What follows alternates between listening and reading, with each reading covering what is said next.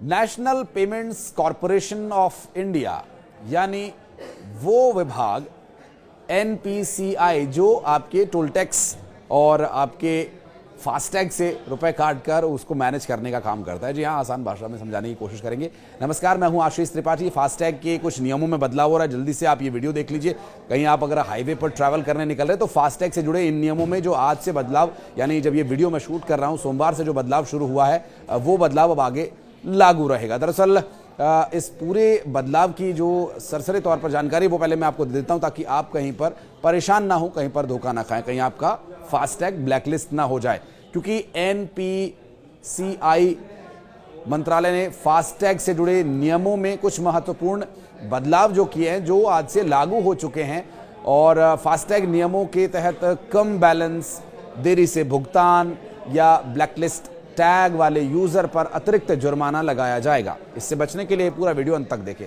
नए नियम उन यूजर्स को प्रभावित करेंगे जो देरी से भुगतान करते हैं, जिनके टैग ब्लैकलिस्टेड हैं। यदि वाहन टोल पार करने से पहले 60 मिनट से अधिक समय तक फास्टैग पर निष्क्रिय रहता है और वाहन के टोल पार करने के 10 मिनट बाद तक निष्क्रिय रहता है तो लेन देन अस्वीकार्य कर दिया जाएगा।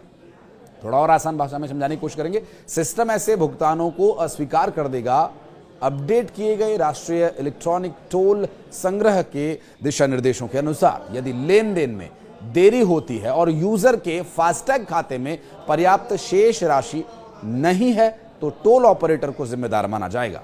हालांकि यदि राशि कट जाती है तो यूजर 15 दिन बाद इसके संबंध में शिकायत करा सकता है। अगर आपका पैसा कट गया और आपका काम नहीं हुआ और उसमें अपडेट नहीं हुआ तो ये आप 15 दिन के अंदर इसके लिए क्लेम कर सकते हैं। और इससे पहले यूजर टोल बूथ पर अपने फास्टैग को रिचार्ज कर सकते थे और फिर आगे निकल सकते थे। लेकिन अब जो बदलाव किया गया है उस बदलाव के अनुसार क्या आपको परेशानी में डाल सकता है, इससे कैसे बचें, तो उसके लिए वैसे तो चूंकि एनएचएआई ने फास्टैग वॉलेट में जो मिनिमम बैलेंस रखने वाला नियम था उसे हटा दिया है। लेकिन फिर भी वॉलेट में मिनिमम बैलेंस की शर्त तो नहीं है, लेकिन 100 रुपए अगर आप रखेंगे तो आपके लिए बेहतर होगा। और सलाह के तौर पर यह विभाग की तरफ से जारी किया गया है। वाहन चालकों की ओर से उनकी सहूलियत के लिए फास्टैग का जो अकाउंट बैलेंस है वो कम से कम 100 रुपए होना चाहिए।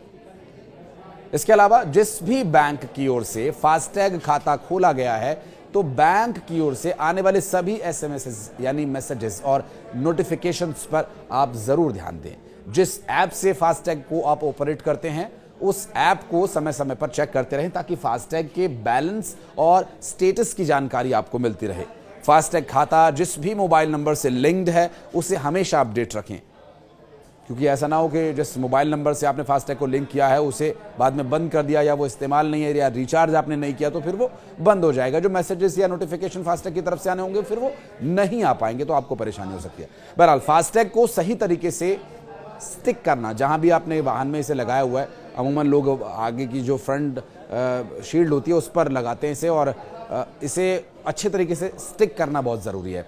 इस टैग को विंडस्क्रीन पर सही तरीके से चिपकाना बहुत ज़रूरी है, क्योंकि ऐसा भी होता है कई बार कि फास्टैग वॉलेट से बैलेंस कटता नहीं है और टोल पर फिर लाइन लग जाती है। इससे भी आपको असुविधा होती है। और इस फास्टैग को इस्तेमाल सिर्फ एक ही वाहन के लिए करना है। ये नहीं कि आपके साथ 2 वाहन है तो आप अपने अकाउंट से दूसरी गाड़ी का भी फास्टैग कटा देते हैं। इसकी सिक्योरिटी पर्पज से ही ऐसा किया गया है। एक फास्टैग से आप 2 चार्जेस पे नहीं कर सकते। वो आपकी गाड़ी का फास्टैग है, आपको यूज़ करना है, दूसरी गाड़ी का दूसरा फास्टैग होगा।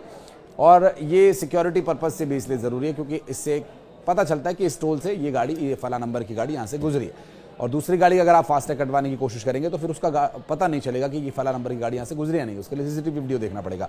हालांकि फास्टैग जो ब्लैकलिस्ट हो सकते हैं वो ऐसा करने पर कि अगर आप ये जो नियम बताए गए हैं, जो बदलाव बताए गए हैं, अगर आप इन्हें फॉलो नहीं करेंगे तो फिर आपका फास्टैग ब्लैकलिस्ट हो सकता है। हालांकि फास्टैग ब्लैकलिस्ट अगर हो भी गया है तो आप उसे रिजॉल्व कर सकते हैं कस्टमर केयर पे बात करके, और साथ ही साथ बैंक से संपर्क, क्योंकि उनके नोटिफिकेशन के माध्यम से और ऐप के साथ संपर्क, अपने नंबर को अपडेट करके अगर आप रखेंगे तो आपको इस समस्या का सामना नहीं करना होगा। ये जो नए नियम बदलाव किए गए उम्मीद है कि आपके हित में होंगे और आपके लिए लाभकारी होंगे। सरकार ने आपके लिए, हालांकि एक नियम और है, उसके लिए कोई ऑफिशियल अभी डिटेल, हालांकि ऑफिशियल अनाउंसमेंट तो नहीं हुई है, लेकिन उस बारे में कुछ, वो नियम कब से लागू होगा ये भी नहीं पता। मैं दावा नहीं करता, ना न्यूज़ 18 इस बात का दावा करता है, लेकिन जानकारी ये मिल रही है कि एक एनुअल रिचार्ज पॉलिसी सरकार ला सकती है इसी नियम में, अगर वो है तो इसकी ऑफिशियल जानकारी आने के बाद मैं उस पर एक और अलग से वीडियो बनाऊंगा। ये मुझे बहुत अच्छा लगा कि मिनिमम बैलेंस और मैक्सिमम बैलेंस वाला चक्कर खत्म करके एक एनुअल रिचार्ज आपको कराना होगा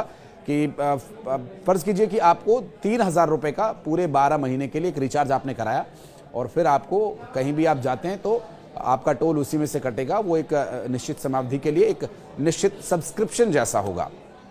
फिर आप कहीं भी जाइए, कितना भी आप उसको प्लान को अगर लेंगे तो आप कितने भी टोल पार करिए, आपको ज़्यादा चार्जेस नहीं देने होंगे, जो कि बहुत किफ़ायती मुझे लग रहा है। बहरहाल अगर ये नियम है और ये नियम लागू हो गया है और अगर आपको इसके बारे में पता है तो मुझे आप कमेंट करके बता सकते हैं। और ये नियम आपको कैसा लग रहा है, अगर ये लागू नहीं हुआ है तो क्या ये लागू होना चाहिए, इसके बारे में भी अपनी राय ज़रूर रखें। कमेंट सेक्शन में आपका वेलकम रहेगा। वीडियो पसंद आया, जानकारी पसंद आई तो लाइक कीजिए और अगर आपको ये वैल्यूएबल लग रही है तो आगे शेयर कीजिए, चैनल को सब्सक्राइब कीजिए।